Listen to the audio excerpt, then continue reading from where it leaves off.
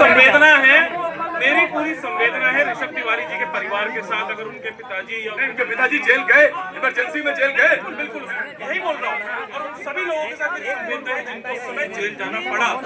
लेकिन इस जैसी काली घटना को अगर उनका परिवार पूर्वज जैसे ऋषभ तिवारी जी बार बार ढिंढोरा पीट के नाच के देश के सामने लाएंगे, तो वो तो असुर प्रवृत्ति हुई बिल्कुल, और मैंने जनता को बिल्कुल भी असर नहीं बोला। ठीक, और रही बात श्री राम मंदिर की, श्री राम मंदिर में बात करें,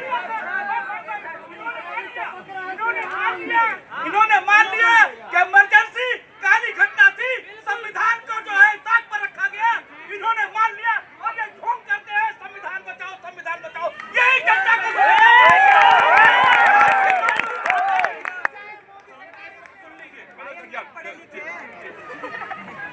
जैसे बहुत सारे मुद्दों पे बात कर रहे थे। संविधान पे इस देश में खतरा था, ये हम नहीं, इस देश की जनता ने माना प्रतीक। और उत्तर प्रदेश में जो आप धर्म के कंधे पे जाके राजनीति करना चाहते थे, तो अयोध्या के लोगों ने नकार दिया आपको। आप विकास की राजनीति करें, बेरोजगारी कैसे मिटेगी उसकी राजनीति करें, किसान संपन्न कैसे होगा उस पर बात करें, देश की में सिंचाई कैसे बढ़ेगी उससे किसान संपन्न होगा उस पर बात करें। धर्म को राजनीति में ना लेके आए, लोकतंत्र की जड़ों को कमजोर ना करें, आरक्षण खत्म ना करें, और जैसे सूरत में आपने लोकतंत्र लूटा, उस पैटर्न पे अगर आप लूटेंगे तो ये देश की जनता है जो तुम्हें पीछे से बाहर कर देगी, ये बर्दाश्त नहीं देना। पर उतावलापन नहीं, सब्र रखा करो।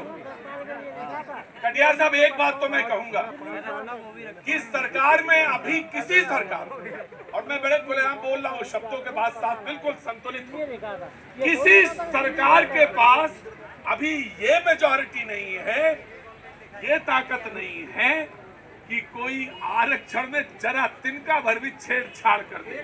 और अगर अगर अगर अगर वो लाना चाहते हैं ईमानदारी से, तो स्वागत होगा, बहस होगी। लेकिन ये वाक्य भी अगर मैं कह देता हूँ ना कि बात होगी, तो ये मैं मान लिया जाता हूँ कि मैं आरक्षण विरोधी हूँ। मैं आरक्षण विरोधी नहीं हूँ कटियार साहब, लेकिन जब आप ये शब्द उठाते हैं कि आरक्षण खत्म कर देंगे, तो एक संदेह पैदा करते हैं। और अगर वो संदेह पैदा करते हैं, अगर मैं दूंगा, आप ही को दूंगा भाई, अगर आप संदेह पैदा करते हैं, इट्स योर ऑनर, आपकी ड्यूटी है कि उस संदेह को दूर करें। आप ये पूरा देश का बुद्धिजीवी भी देखता है, आपका कार्यक्रम बहुत पॉपुलर है। लेटरल एंट्री के माध्यम से 100 से ऊपर IAS बनाए, सब दलित पिछड़ों का अधिकार खत्म हो गया, क्या ये असंवैधानिक नहीं है? Now let me answer. आप उत्तर प्रदेश में शिक्षक भर्ती करते हैं, 19,000 दलित पिछड़ों का आरक्षण खा जाते हैं, क्या संविधान विरोधी नहीं है? संविधान क्या किताब अकेली है? वो संविधान है, दलित पिछड़ों को कैसे रिप्रेजेंटेशन मिले, उनको कैसे अधिकार मिले, उनका जीवन कैसे हो, उनके लोग सदन में बैठ के ये न्यायपालिका कार्यपालिका में उनके जीवन को सुधार करें। अगर वो खत्म कर देंगे, यही संविधान खत्म है जो हम नहीं होने देंगे। आप ना होने दें, बहुत अच्छी बात है। जो हाशिए पे हैं उनको आगे आना चाहिए, बिल्कुल आना चाहिए। लेकिन अगर बहस, स्वस्थ बहस चाहते हैं तो संदेह मत पैदा करिए, बहस करिए।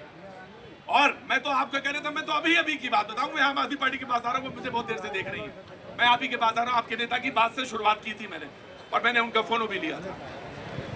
मैं आपसे सिर्फ एक बात करता हूँ, मैं अभी की बात करता हूँ, और वो ये है कि बिहार हाईकोर्ट ने जो कहा, आपने 65% बोला था ना, उसने स्टक डाउन किया। तो जो अभी की बात है, बहस करिए, आइए ना, स्वस्थ बहस करते हैं।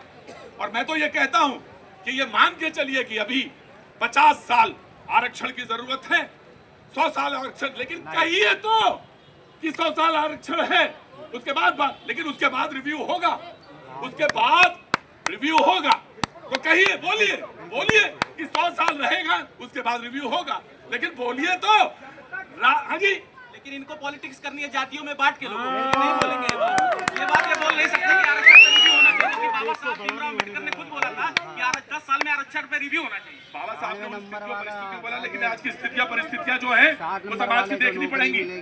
तो जो हाशिए पे है उसको लाना पड़ेगा। जी, मैं इसमें ये कहना चाह रहा हूँ, जिसको एक बार बेनिफिट मिल गया तो तर गया, उसको क्या मिलेगा? बहस पे आओ यार, तुम कहाँ आरक्षण पे, वो बरैया का छत्ता है, आदर डाल देना उसमें। देखिए, संविधान की हत्या की बात हो रही थी, मैं ये कह दूं, कांग्रेस ने बैक डेट में जाकर संविधान की प्रस्तावना में प्रियम्बल में चेंज कर दिया और उसके लिए कोई मेजोरिटी नहीं थी। संविधान के हत्यारे कांग्रेस के लोग हैं। मैं इस घटना से ये बात कहना चाहता हूँ। और दूसरी इंदिरा जी के जमाने में वो शब्द सेक्युलर शब्द जिसको आप कहना चाह रहे हैं बिल्कुल जोड़ा गया और बिना मेजोरिटी के जोड़ा गया। और ये बाबा साहब अम्बेडकर के संविधान में नहीं था।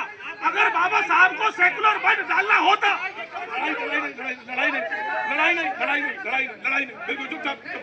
सेकुलर शब्द की जगह क्या कम्युनल करना चाह रहे हैं? इनसे पूछिए ना। सेकुलर शब्द अगर बाबा साहब को जरूरत होती वो जरूर डालते।